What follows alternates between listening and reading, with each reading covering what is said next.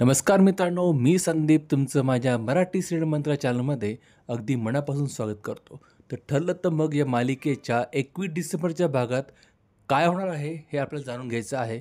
पण त्यापूर्वी आपण जाणून घेऊ की 20 डिसेंबरच्या भागात काय झालं ते. तर आपण बघितलं होतं की प्रिया आणि अस्मिताने मिळून अर्जुन आणि सायलीचं खोटं लग्न सगळ्यांसमोर उघडकीस आणलं आणि मग काय सुभेदार आणि मधुभाऊ हे दोघेही मिळून अर्जुन आणि सायलीच्या मागेच लागले जणू.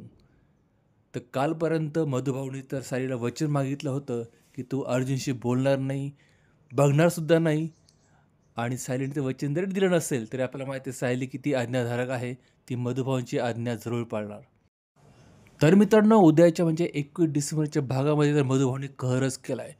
मधुभाऊ सायलीकडे आले होते आणि ते तिला म्हणाले की तुझं लग्न खोटं आहे, याचा अर्थ तू कुमारिका आहेस आणि कुमारिकेच्या गळ्यामध्ये मंगळसूत्र अजिबात शोभत नाही, त्यामुळे तू हे मंगळसूत्र काढून टाक.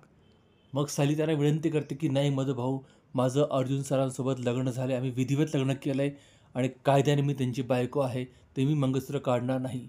तेवढ्यात तिकडून अर्जुन आणि चैतन्य येत असतात, कारण की कल्पनाने सायलीची बॅग वापस पाठवली असते, कारण त्या बॅगमध्ये कपडे असतात आणि ती म्हणाली असते चैतन्याला की हे तिचे कपडे तिच्या घरात नेऊन दे.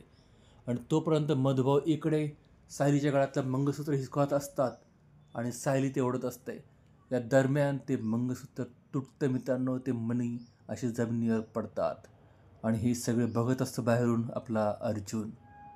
अर्जुन इमोशनल होतो आणि सायली बिचारी ते एक एक मणी घेत त्यात धागा धागा होते आणि तुम्ही ते चेहरा स्पष्ट बघू शकता, किती वेदना दिसत आहे. अर्जुनसुद्धा किती हतबल झाला आहे.